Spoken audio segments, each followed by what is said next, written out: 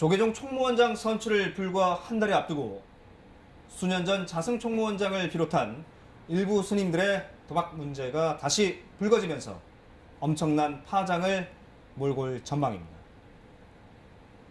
오는 14일 열리는 불자대회에서 승려 수백여 명과 시민 수천여 명이 연대 서명을 통해 관련 스님 16명을 고발하기로 했기 때문인데요. 이 같은 적폐 청산을 위한 시민사회단체들과 승려들의 집단 움직임이 이번 총무원장 선거는 물론 조계종 전반에 걸친 개혁에 어떠한 영향을 미칠지 관심입니다. 최근 저희 이슈인사이드 취재진은 당시 도박 당사자로 거론됐던 16명 중 한 사람으로 도박비 때문에 사찰 소유 토지를 불법으로 매각해 수십억 원을 챙긴 혐의로 구속된 한 스님의 진술 조서를 단독 입수했습니다. 수년 전 이 도박 사건을 처음 폭로한 장주 스님은 당시 박근혜 정권의 비호로 진실이 은폐됐다며 종단 내 뿌리 깊은 적폐들이 이번 기회에 반드시 청산돼야 되고 이는 새 정부의 의지에 달린 만큼 검찰은 반드시 공정사회 구현을 위한 수사에 즉시 나서야 한다고 주장했습니다.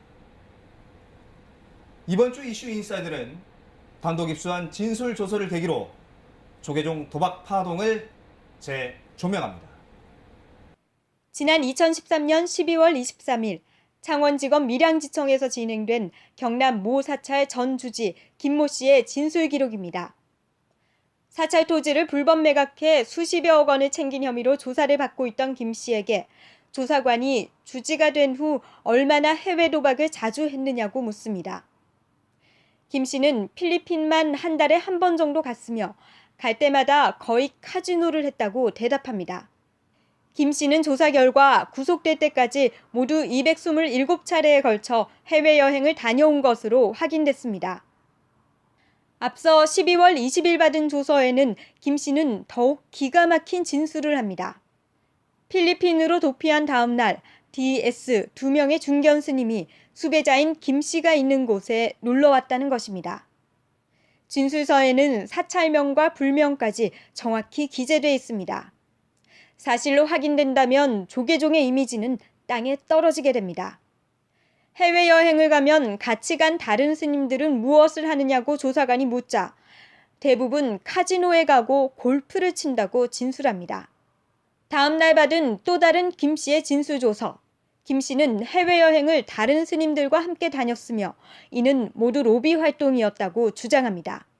무엇에 대한 로비냐는 질문에는 본인의 재임과 재임권을 갖고 있는 상급 사찰 주지의 재임을 위한 종단 로비라고 대답합니다.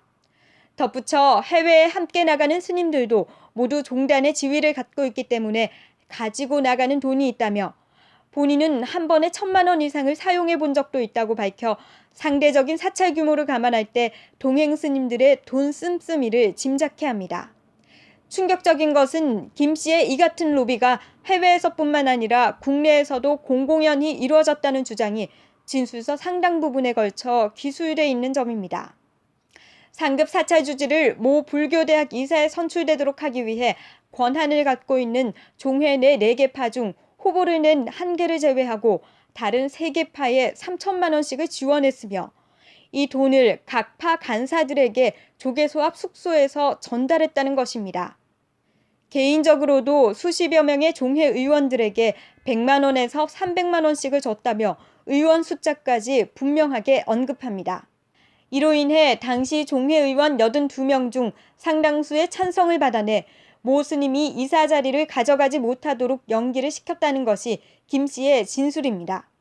김 씨 주장의 신뢰성은 어느 정도일까? 종단의 한 수자 스님은 투표날 하루 전 올라와 조계사 근처에 숙소를 잡는 관습부터 없애야 한다고 강조합니다. 지난 2014년 7월 9일 서울중앙지방법원 제14민사부 판결문입니다. 소송을 제기한 원고는 현 조계종 총무원장인 자승 스님이 이사장으로 있는 은정불교문화진흥원으로 피고는 자신을 포함해 자승 스님 등 종단 내 최고위층 스님 17명에 대한 국내외 도박 사실을 자백한 장주 스님입니다. 재판부는 주문에서 피고의 폭로가 원고의 사회적 평가를 침해했고 정신적 피해를 입었다며 1억 원의 손해배상을 청구한 당시 소송에서 원고의 청구를 기각하고 소송 비용까지 원고가 부담하라고 명시하고 있습니다. 즉 재단이 패소한 것입니다. 재판부는 조계종의 도박 문제는 공적 관심사항으로 고객성이 인정되고 자수의 진술한 내용이 직접 경험하지 않고서는 알기 어려울 정도여서 진실하거나 진실하다고 믿을 상당한 이유가 있다고 판시했습니다. 한마디로 재단 사무실 등지에서 이루어진 자승 스님을 비롯한 17명 스님의 상습 도박 범죄를 인정한 셈입니다.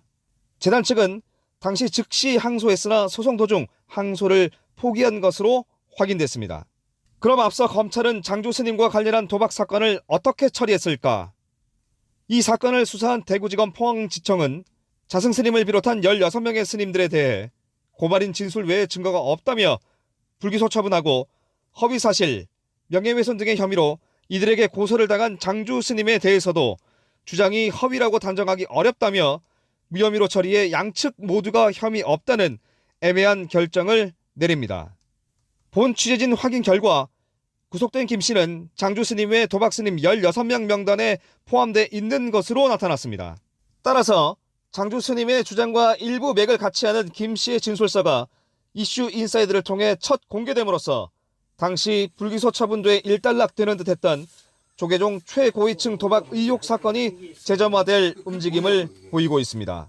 내가 생각할 때 현행 우리 지금 정치권이 아니고 박근혜 정부가 를 살려준 것이다.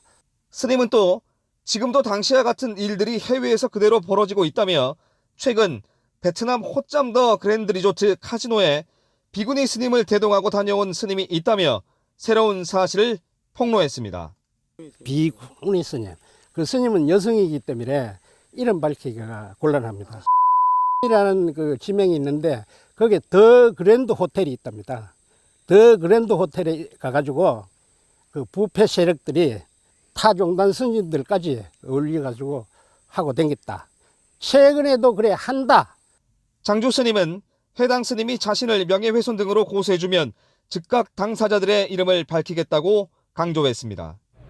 이번 이슈 인사이드의 진술조서 공개로 승려들과 시민 사회단체들의 대규모 집단 고발을 촉발하면서 검찰의 재수사로 이어져 적폐 청산의 계기가 될지 관심입니다.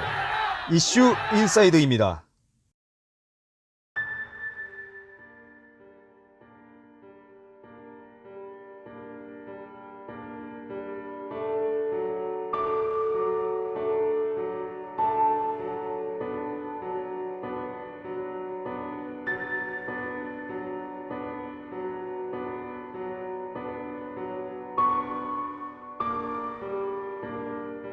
그 접수하면 네네. 따라 공부하죠. 일 예단할 거 없잖아요. 엄정하게 하죠.